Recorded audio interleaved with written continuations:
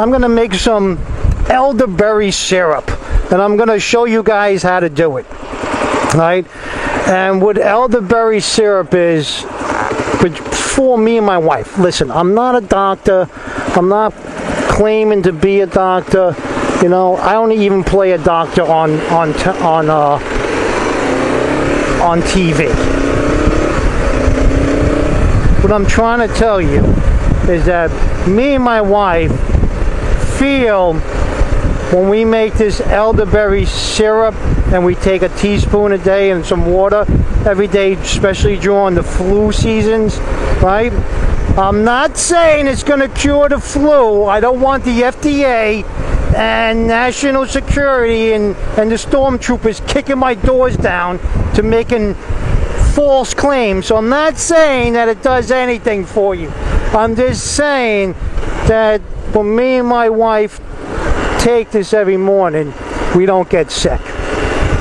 It's probably coincidence, really, you know, because, you know, the only thing that really can stop you from getting sick is pharmaceutical drugs. All right? So, like I said, I'm not a doctor. It's just like a coincidence. When we take this syrup, we don't get sick.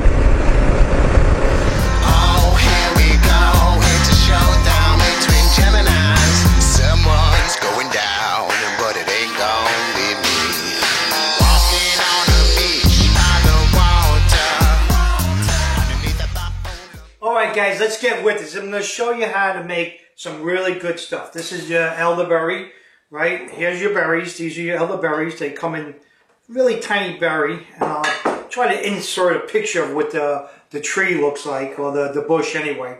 But these are your elderberries, right? What you're going to need some elderberries. You're going to need some jars, right? And you're going to need some of the cheapest, finest vodka you can buy. You know, don't buy really, really cheap vodka. What you want to do is find out what's the best of the cheap vodkas. And I would think Smirnoff is the best of the cheap vodkas.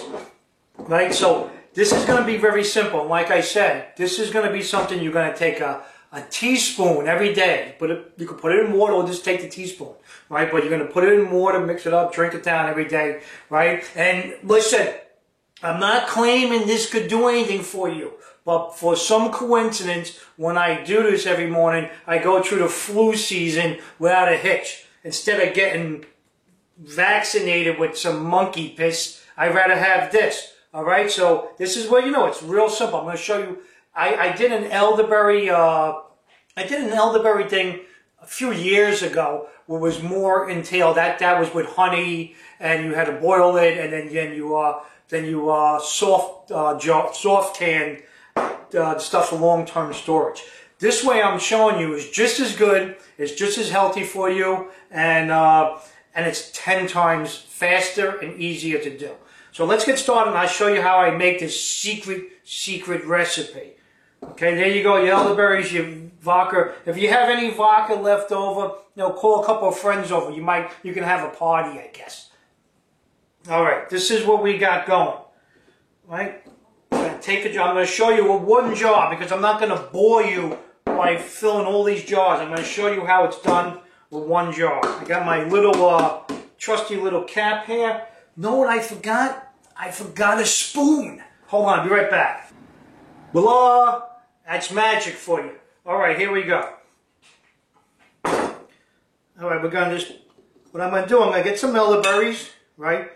I want to give you a couple of hints. After you pick the elderberries, what you want to do is freeze them, right? So these are tiny little berries. They're a pain in the neck to get off the branch when they're fresh. Right? What you're going to do, you're going to put them in the freezer, the whole branch and everything. Bring a big bag, put it in the freezer, and when they freeze, they're easy to come off. Plus, by freezing them, for some reason, it makes them even better. There's some kind of scientific thing about it. If you want to find out about it, look it up on the internet, but there's some kind of structure thing going on once you freeze it, and it makes them more potent. Alright, so what you're going to do is you're going to get a bunch of elderberries in there, right? See right there.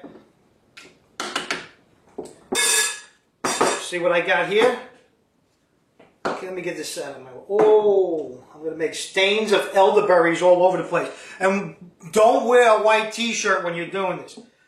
what we got going on here, I got half elderberry, and you're going to put half vodka. So it's half and half measure. What we're going to do first, you're going to take something, right? And I got this little thing I have around for my blender, and you want to crush the elderberries up, right? Do a good job on it. You know, crush them good. Whoa, whoa, whoa, whoa. Whoa, whoa, whoa. All right, this is what you're going to crush the elderberries up, where you get a nice juice out of them. You don't got to go too crazy. You want to just make sure you get them. My pants are falling down. My little saran wrap thing is failing on me. But it's doing the job. It's crushing them.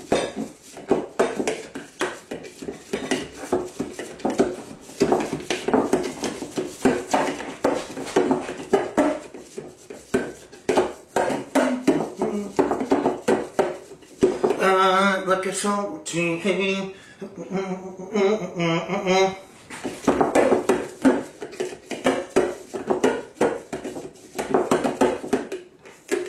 Yeah, I got them nice and crushed up. You know, like I said, you don't gotta go too crazy because with the vodka in there, after a while, it's just gonna start sort of melting. Okay. All right. Now I got those crushed up. Let me put this in another jar. There you go. You got a nice little. You can see all your juices in there. Now you're gonna take your vodka. All right. You guys are paying attention. Pay attention. This is the important part, the vodka.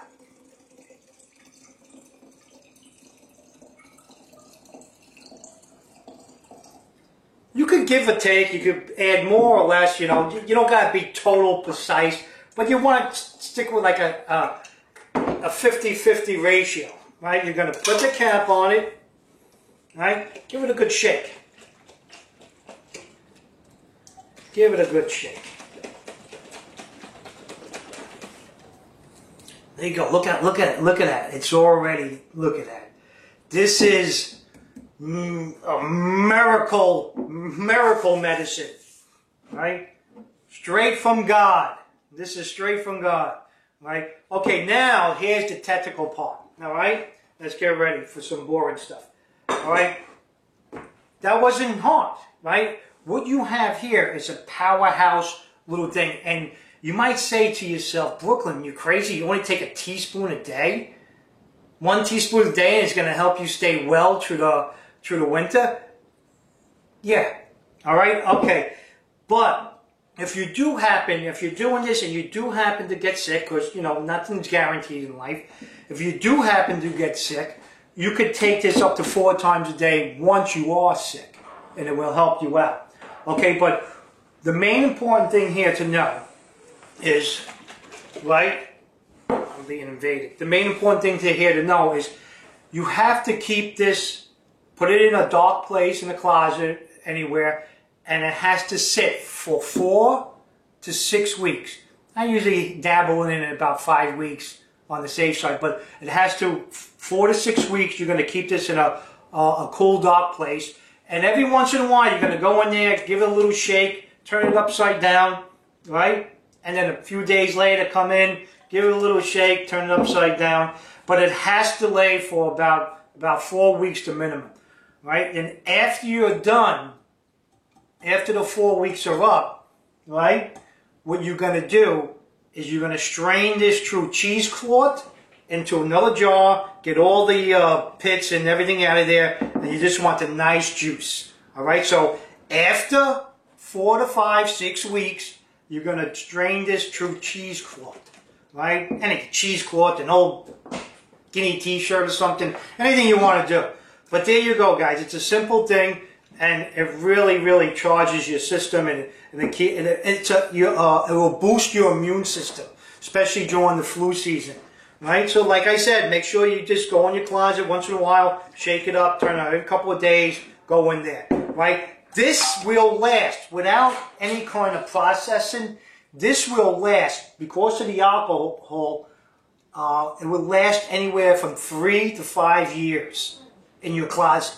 3 to 5 years. So if you get enough elderberries and you can fill enough jars up like this, you can have a nice little batch for a long time. Or a time for emergency where everything goes crazy and there's no doctors and lawyers and politicians, right? Then you could start using your own stuff. All right, guys, so I hope this helped you out. And really, give it a shot, because this is really, really good stuff, and it's really strong for you.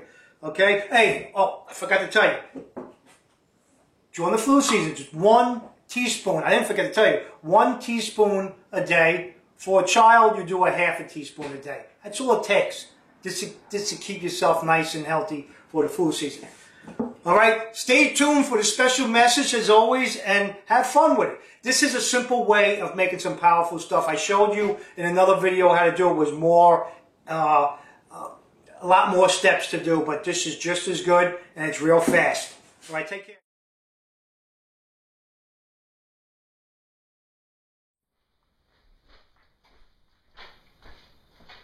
Okay, guys, we're going to read from the Book of Truth, better known as the Bible.